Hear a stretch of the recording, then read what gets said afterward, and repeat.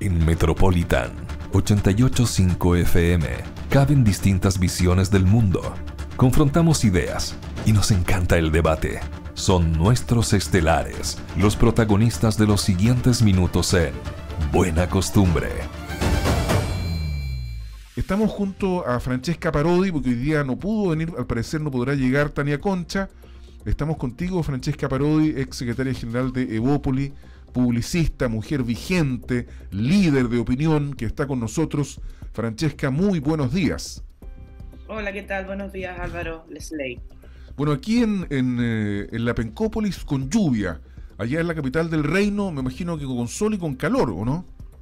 No, el calor ya está en franca retirada. Ya. Efectivamente hay sol. De hecho, ahora está bastante helado. Creo que me debería haber abrigado un poco más. Pero con 13 grados ahora actualmente, pero con sol. Mira, oye, aquí llueve. Sí, de hecho hace más frío, está más helado allá en Santiago que Sí, en Conce, porque aquí acá tenemos 14. Templadito. Sí. Oye, Francesca Parodi, fíjate que voy a sacar de la pauta porque hay un hecho que ocurrió anoche y que habla de una situación de inseguridad. Yo creo que va a ser el tema aquí en Concepción, más allá de la supuesta filtración, que vamos a hablar también de una detective que le habría informado todo prácticamente a Camila Polizzi, de todo este ambiente enrarecido que hay por Sergio Muñoz, por la prisión preventiva del director general de la PDI, etcétera, etcétera. Fíjate que anoche en Concepción, a la medianoche, como dice sabes.cl, sale en libertad una persona, un hombre, de la cárcel a la medianoche. Iba en dirección a Concepción. Las cámaras de seguridad, dice la nota de sabes.cl, comprobaron que al llegar a la altura del servicio médico legal, es decir, con suerte 400 metros, quizás menos, unos individuos se bajaron de un automóvil y lo acribillaron. El hombre alcanzó a estar escasos minutos en libertad y murió asesinado. Al parecer, evidentemente se trataría de una acción concertada. El hombre no fue asaltado, simplemente fue ajusticiado en un ambiente escalofriante a la salida de la cárcel de Concepción. Es decir, lo estaban esperando. ¿Qué reflexión te merece esta situación, Francesca? Creo que, aparte de lo lamentable del hecho en sí mismo, creo que es bastante sintomático de algo que ha venido pasando con respecto a los ajustes de cuenta, a la crisis de seguridad que tenemos en general, y eso lo conecto también con lo que está pasando con la PDI, y no solamente lo que pasó ahora, lo que también ya tenemos el segundo director, digamos, que está en este momento siendo investigado por la justicia en calidad de imputado. Entonces creo que tenemos un terremoto importante con respecto a la seguridad, pero creo que también tenemos un terremoto importante con respecto a la institucionalidad, la fe pública y creer, digamos, o confiar en las instituciones que de alguna manera están siendo llamados a protegernos o a poder no solamente actuar frente a la delincuencia, sino que también tener servicios más bien orientados a la inteligencia para poder anteponerse a este tipo de esto. Así que hay que esclarecer el caso, obviamente. Yo no tengo mayores antecedentes tampoco. Es lo que se sabe, Es lo que se sabe. Bueno, ver finalmente si es que tiene que ver con un asalto normal o efectivamente. Ahora, me parece raro, sí, la hora de egreso de este ex convicto de la cárcel, también de que sea a mitad de la noche, porque claro, efectivamente del Manzano al servicio médico legal habrá unos 500 metros, si es que llega. Entonces, también hay que averiguar bien con respecto a los planes de egreso de las personas que ya cumplieron sus condenas en recluidos de libertad. Terrible. Sí. Lesley. Bueno, pero acá la Francesca puso un tema también que está vinculado, que decía un poco esta crisis de seguridad y también la crisis de las instituciones. Tenemos un director, dos exdirectores en realidad de la PDI que están siendo investigados, ahora está formalizado. Ayer escuchábamos esta formalización y que son las instituciones que están encargadas, o una de las instituciones que está encargada de la seguridad, y es cómo afecta un poco la credibilidad de la PDI hacia las acciones que tiene que tomar. Cómo esto también se toma, y el análisis que se puede realizar desde el mundo político. ¿Qué hay que hacer? ¿Qué medidas se pueden tomar en forma concreta para, por un lado, ser una institución que tiene credibilidad, pero también tener claro que pareciera ser que ya hay actos de corrupción o de cuestionamiento de las acciones que realiza la PDI hacia lo que sabemos ahora de la filtración de datos, de la filtración de información, en este caso específico, pero también lo que conversamos hoy día sobre la filtración hacia Camila Polisi, por ejemplo. Entonces, pareciera ser que la institucionalidad de la PDI está siendo cuestionada y, por otro lado, nos piden que nosotros tenemos que confiar en esta misma institucionalidad para que resuelva los delitos. Y eso es un poco lo contradictorio. ¿Cómo solucionamos esto? Desde la política, claramente.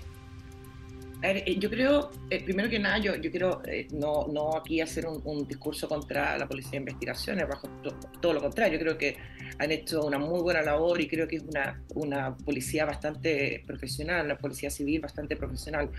Ahora, y me pasa un poco para no ir a lo específico, sino que ir también mirando un poco más a largo plazo, cómo evitamos que este tipo de acciones de personas que obviamente no están en el honor del cargo que tienen o no cumplen el honor que deberían tener en el cargo que tienen, no tengan la facilidad de poder hacer este tipo de acciones. Allá, y lamentablemente ya no solamente estamos hablando en el caso del señor Muñoz, sino que también hay sospechas de que podría haber eventualmente pasado también en la región del Biobío con el caso de Camila Polisi. Primero que nada, yo creo que hay que investigar qué es lo que hay detrás, y que finalmente esto es únicamente una buena onda de te paso los datos porque buena onda, que obviamente es un delito, o realmente pudiera haber eventuales acciones de cohecho. Y eso yo lo veo de una gravedad aún mayor. Que una cosa es que una persona sea débil y pueda pensar que quiere pasar información independiente de que si hay una persona que tiene claridad que está cometiendo un delito es la propia PDI. Y otra cosa bien diferente es que con esto haya algún tipo de pago a favor y eso eventualmente habla de una corrupción mucho mayor. Yo creo que lo que hay que hacer es fortalecer las instituciones desde el punto de vista de no dejar al libre albedrío a la persona de turno que no se corrompa. Y esto no solamente lo hablo por el caso de la PDI, también lo hablo por el caso de los municipios, creo que el caso, o incluso de los gobiernos regionales, que es muy fácil de alguna manera, digamos, caer en tentaciones poco escrupulosas, digamos, y poder eventualmente terminar cometiendo ilícitos y que quizás en un sentido también de normalización de estos ilícitos se empieza a replicar también en otros lugares. Y ya ahí creo que tenemos que tener un robustecimiento de las instituciones con respecto a los sistemas de control interno, con respecto también a cómo se asignan los diferentes, en el caso del municipio, los recursos.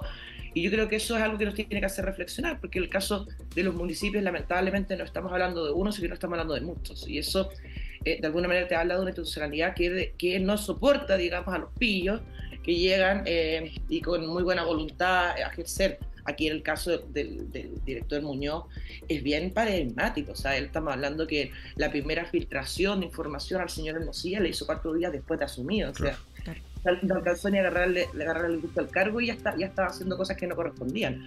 Entonces, yo insisto, yo creo que hay que robustecer las instituciones, todo tipo de instituciones, pero obviamente a raíz de este caso la PDI también, para generar mecanismos de control que no permitan que personas que no deberían haber llegado a ese lugar, porque efectivamente son personas que de alguna manera faltan a la fe pública, dañan la institución, no puedan cometer este tipo de actos. O sea, todos los mecanismos de control y también saco a colación los municipios también. Oye, Francesca Parodi, yo tengo la impresión que hay un ambiente enrarecido en general en el país, no solamente por la ocurrencia de este tipo de acciones delictivas, ¿cierto? Que tienen que ser probadas en tribunales, en fin, y todo eso, pero que hablan de un ambiente que ya no solamente está vinculada, como lo decía antes en la conversación con Carlos Tromben, de la cultura del manotazo que pegó Héctor Espinosa con los gastos reservados, los manotazos que pegaron los excomandantes, etcétera, sino que ahora está más bien vinculado con un ambiente de corrupción. O sea, hay un sapo, y uno podría presumir, no sé si presumir, pero al menos suponer que Sergio Muñoz alguna prebenda o beneficio estaría obteniendo por parte de Luis Hermosilla a cambio de la información que él como sapo le estaba entregando. ¿Qué beneficio podría obtener la detective que le estaría entregando información a Camila Polisi? No lo sabemos. Hasta donde uno sabe, ella no es una mujer de recursos como para poder hacer pagos en efectivo. Y esto lo quiero vincular a lo que pasó en el Senado, en este ambiente raro en donde no se respeta la palabra empeñada. No es un delito, pero sí es algo grave. O sea, la palabra en política probablemente debe ser el valor que más debería resguardarse, sobre todo en la acción pública. ¿Por qué digo esto? Pues, muy breve, y te entrego la palabra, Francesca, porque algo tiene que decir usted en cuanto a la acción de Evópoli. Correspondía, de acuerdo a las negociaciones administrativas, hoy se me apagó el computador, que le correspondía a la presidencia del Senado a un militante PPD. Antes fue un militante UDI, ¿cierto? Juan Antonio Coloma.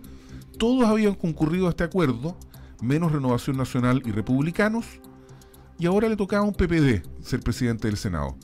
Resulta que el espectro político terminó al tiro, cambió, porque entre medio surge Amarillo, surge Demócratas, aparece esta figura de Jimena Rincón. Jimena Rincón se enoja porque ella quería ser presidente de la Comisión de Hacienda, no la dejan ser presidente de la Comisión de Hacienda porque no pertenecía a la comisión, en fin, y resulta que el acuerdo se va a las pailas. No respetan la palabra empeñada, vota cada uno por Renovación Nacional, propone a José García, Evópoli lo apoya, Evópoli le cede cupo a, ¿cómo se llama?, Matías Walker, de Demócratas, que termina siendo vicepresidente. Y la palabra empeñada, Francesca, ¿dónde queda? ¿Qué valor tiene en política? Si en el Senado los senadores, que representan el segundo poder del Estado, no son capaces de respetar la palabra, ¿qué queda para nosotros, simples mortales? A ver, tengo sentimientos encontrados con lo que pasó ayer en el Senado. No creas que estoy súper contenta con lo que pasó, no, para nada. Pero quiero hacer un poco el análisis. Aquí esto parte obviamente por este acuerdo que se firma, que obviamente antiguamente no se firmaban estos acuerdos, antiguamente operaban las mayorías, ¿no? Claro. Y las mayorías pasaban máquina, y de hecho, si nos vamos a la historia del Senado, no recuerdo en qué año empezaron a aparecer en la testera, ni siquiera ya en la presidencia, en la vicepresidencia, personas en este caso de oposición, particularmente de la centro-derecha. Se firma este acuerdo y efectivamente hubo problemas importantes con respecto a, no estoy justificando con esto, solo estoy contextualizando, Sí. con respecto a la propuesta del PPD de a quién iban a meter, en este caso a la presidencia del Senado. Y hubo conversaciones durante todo el día, presente en el papel, y yo no sé qué problema tenía el PPD con respecto a presentar el papel. Y esto fue cabreando obviamente a sectores de la oposición, por decir, ¿por qué no están sacando el nombre? ¿Por qué no están proponiendo quién va a ser? Que finalmente termina proponiendo a última hora, y de ahí lo dice Jimena Rincón también en su intervención. Los acuerdos se cumplen en acuerdo y forma. Ahora también hay un problema que yo vengo hace rato diciendo, que me parece una falta a la democracia y a la fe pública también, que es estas personas que de alguna manera son electas por un partido político y terminan, recordemos que una lista de diputados es una lista, o sea, aquí tú no vas a ganar jamás solo, tú ganas bajo un amparo político, un partido, una ideología. Y a mí siempre me ha parecido poco honesto, y yo lo he denunciado hartas veces, aquellas personas que para salir electas utilizan un partido político y después se cambian a otro, y de ahí yo creo que si había algo bien rescatable en la segunda propuesta constitucional, fallida propuesta constitucional, era el hecho de la pérdida del escaño. Si un diputado o senador renunciaba siendo electo por un partido a el partido político del cual te guste más o te guste menos, fue el que te llevó, porque aquí es una sumatoria de votos, esto no es como se elige un alcalde, al igual que los concejales o incluso los cores. Entonces, y ahí también una división interna que tiene efectivamente la democracia cristiana, en este caso con el sector de Demócrata, de Jimena Rincón y de ¿cómo es que se llama? Matías Walker, que efectivamente ahí se pusieron a discutir fuertemente con la senadora Proboste. Entonces, la Comisión de Hacienda aún no se ha votado, creo que se vota hoy día a las 10:30, 11 de la mañana. Pero yo creo que sí, que los acuerdos se tienen que dignificar. Creo que el PPD no tuvo la relación, y esto sin yo soy crítica efectivamente que no hayamos apoyado el acuerdo, pero también creo que el sector del PPD fue bastante como muy por detrás, como que las conversaciones que tienen que dar, probablemente. y las conversaciones que se tienen que dar y se dan en el Senado, a diferencia de la Cámara, porque efectivamente el Senado es otra cosa y la Cámara La Cámara es bastante más de andar por casa, digamos, de hacer las cosas de último minuto. Creo que ayer se dio un espectáculo que por lo menos yo no tengo mucho recuerdo que pase en el Senado, sí en la Cámara, obviamente.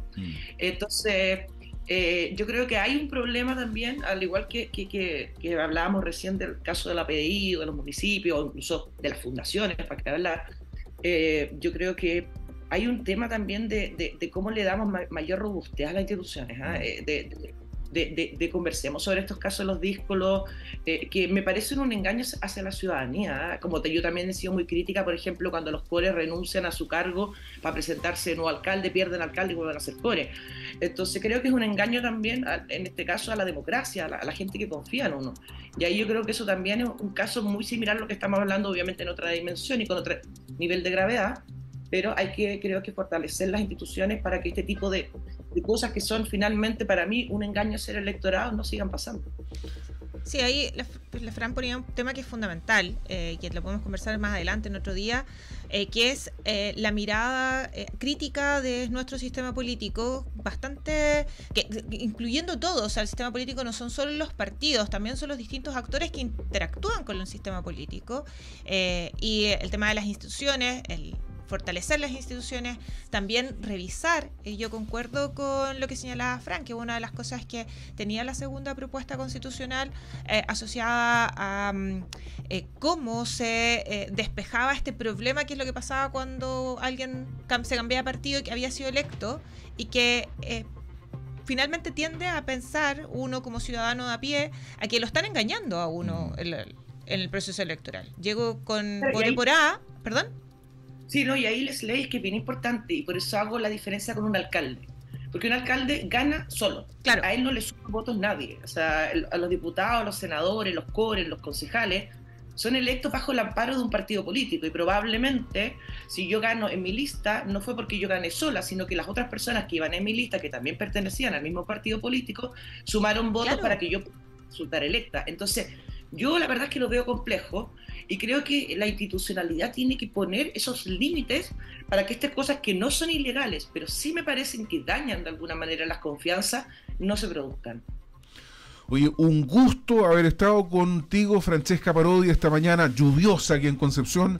Aprovechamos de mandarle un saludo a Tania Concha, que debe venir en viaje en una congestión tremenda que hay en este minuto desde Coronel y hacia Concepción.